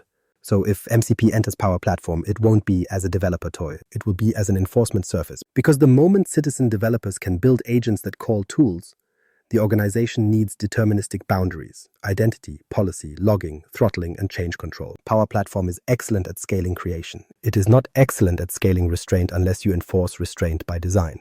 MCP provides a language for tool invocation that could let Power Platform consume enterprise tools without building yet another connector format and without forcing the model to guess API shapes. But the real value would be the governance alignment. The tools become centrally defined, centrally audited, and centrally versioned. That's the only way low-code agents don't become shadow IT with better UX. Now, Dynamics 365.D365 is the place where the agents can act story becomes politically real. Because D365 is money, leads, quotes, invoices, customer records, support cases. This is where a bad tool call is not an inconvenience. It's a business event. And D365 also has the most obvious permission complexity because it's full of role-based security models that were built for humans clicking forms, not for probabilistic systems issuing multi-step actions. So if MCP becomes the tool boundary for D365 actions, the identity model matters even more. OBIO becomes non-negotiable for user-driven actions because you need downstream enforcement that maps to a user. Managed identity becomes acceptable for controlled automation, but it has to be narrow and heavily audited. APIM becomes the expected wrapper because D365-oriented tool traffic will be bursty and expensive, and cost control becomes a first-class requirement. The likely Microsoft direction, if it happens, is that MCP becomes one of the standardized ways to expose actions and context across business systems, while Entra becomes the standardized way to issue authority for those actions, which is the same pattern Microsoft always ships. The protocol stabilizes the ecosystem. Identity stabilizes the risk. Everything else is product packaging. So if you're trying to interpret what this means over the next couple of years, here's the simplest prediction you can actually use. MCP adoption in Microsoft land will follow the path of every successful standard. First, it shows up in developer tools and side projects because that's where friction is loudest. Then it shows up in platform products as a compatibility layer. Then it becomes the thing you assume exists, and everyone forgets why it was controversial. But only if enterprises do the hard part. They build the tool boundary once, with discipline, and they refuse to let convenience erase intent. Because Microsoft will happily give you 100 ways to integrate. The platform always does. Your job is to choose one boundary model and enforce it until entropy gives up. MCP as AI infrastructure, the control plane for tool use. If you step back from all the mechanics, JSON RPC, schemas, transports, Entra flows, the real pattern shows up. MCP is not AI tooling, it's infrastructure. More specifically, it's the control plane for tool use. And that phrase matters because it reframes what you're actually building. You are not building a smarter assistant. You are building a system that decides what actions are even possible, under what authority, with what observability, and with what failure behavior. The model is the data plane. It generates proposals. It makes plans. It produces structured tool calls. But it doesn't own the permission boundary. It can't. It's probabilistic. It will optimize for completion unless you constrain it. So the host plus the MCP server layer becomes the control plane, the place where your intent gets compiled into enforceable capability. That's why this whole thing feels inevitable. Enterprises already know how to run control planes. They just weren't running one for LLM tool use yet. Now connect that to familiar constructs. People keep comparing MCP to an API gateway, and that comparison is useful as long as you don't oversimplify it. API gateways sit in front of backends and enforce things like authentication, rate limiting, and transformation. APIM does that. We already covered why it matters. But MCP adds a model-oriented contract surface on top of that. Tools and resources aren't just endpoints. They are capabilities shaped for a reasoning loop. They come with descriptions that influence selection, schemas that constrain behavior, and output shapes that allow deterministic downstream processing and auditing. So MCP isn't your gateway. It's the layer that makes your APIs legible to a probabilistic caller without letting that caller touch the raw edges. Then there's the service mesh comparison. Service meshes exist because microservices created too many sideways dependencies: identity drift, inconsistent retries, inconsistent telemetry, inconsistent policy. So the mesh moved those concerns into shared infrastructure: MTLS, retries, circuit breakers, observability. MCP is the same move, but for tool calls. Tool calls are just service calls with a different failure mode. The caller isn't a human or a deterministic client. The caller is a reasoning engine that can generate unexpected sequences and amplify its own mistakes. So you need the mesh-like controls, but oriented around tool invocation, identity binding, throttling, logging, input validation, and explicit failure semantics. And then there's the event-driven platform analogy, because not everything should be a synchronous tool call. A lot of enterprise work is inherently asynchronous. Start an export, kick off a compliance scan, provision an environment, run a workflow, wait for approval. If you force those into synchronous tool calls, you end up with timeouts, retries, duplicate actions, and an agent loop that keeps poking the system until something breaks. So the mature pattern is MCP handles the invocation contract, but long-running actions become asynchronous jobs behind it. Tool calls submit work, return a job ID, stream progress if appropriate, and require the host to handle completion without assuming the chat session is a durable workflow engine. That's where MCP integrates with actual cloud architecture instead of pretending chat is a scheduler. Now the hard truth, MCP doesn't make probabilistic systems safe. It makes them governable. Governable means you can enforce your assumptions at scale. Identity is explicit. Entra issues authority, and you select the flow that matches the scenario. OBO for user-delegated action, managed identity for operational tasks, service principles, and APIM for controlled multi-client exposure. Contracts are explicit, tools are named, scoped, and schematized. Ambiguity gets removed before it hits the model. Failure is explicit. You decide fail closed. You decide timeouts. You decide which tools can write. You decide what requires approval. And observability is explicit. You can build an audit trail that reconstructs what happened without relying on the model said it did X. That's what infrastructure actually does. It doesn't eliminate mistakes. It makes mistakes containable. So when someone asks, is MCP just another integration trend? The answer is simple. No. MCP is how enterprises stop letting probabilistic systems talk directly to deterministic systems without an enforcement layer in between. It's the control plane for tool use. And in Microsoft land, that's not a niche feature. That's how the platform survives the next decade of agents without turning into conditional chaos. Conclusion. Protocols don't make things easy. They make them governable. Most organizations want MCP to be a productivity feature, a faster way to bolt tools onto a model. That's the comfortable interpretation because it keeps the story in developer land. Better ergonomics, less glue code, more shipping. But that's not what makes MCP matter. MCP matters because it gives you a place to stop the model, a place to say you can reason all day, but you can't act unless the boundary allows it. And that boundary can be made explicit: contracts, identity, policy, logging, throttling, failure semantics. That distinction matters. Because in enterprise environments, the hard problem is not, can the model do this? The hard problem is, can the organization survive it doing this every day across every tenant, under audit, under incident pressure, under drift? Most integrations fail the same way over time. They start clean, then the first exception gets added, then the second, then the workaround becomes permanent, then the logs get ignored because they're noisy, then nobody knows which identity is actually doing the work. Then the system becomes probabilistic, not because the model is probabilistic, but because the boundary was never enforced as infrastructure. MCP is the attempt to reverse that, not by making models safer through wishful thinking, by making tool use governable through structure. So the key takeaway is one sentence, and it's not inspirational. MCP is a security boundary first. Developer ergonomics are the side effect. If you're building this in Microsoft land, you already have the ingredients most ecosystems don't. Entra gives you identity that can actually bind authority. OBO, when the user owns the action. Managed identity, when the workload owns the action. Service principles and APIM, when you need an enforcement edge that can meter and throttle reality. Azure gives you a place to host the boundary as a real service, not a developer toy. And the governance stack, logging, auditing, policy, data residency controls already exists. But you still have to make the uncomfortable choice. You're not adopting MCP. You're defining where authority stops in your architecture. So here's the decision checklist that actually matters, and it's short. Who owns identity for each tool call? The user, the workload, or the platform? Where is authority enforced? In Entra scopes, in APIM policies, in the server, in the host, or nowhere? What fails closed when things get weird? And what is observable enough that you can reconstruct a toolchain without trusting the model's story? If you can answer those, MCP becomes infrastructure. If you can't, MCP becomes another integration pattern that scales your chaos. If you want to see this implemented the way enterprises actually need it, go watch the next episode on building the Entra Obo flow and putting APM in front of your MCP server, so your agent tools become a governed surface you can defend.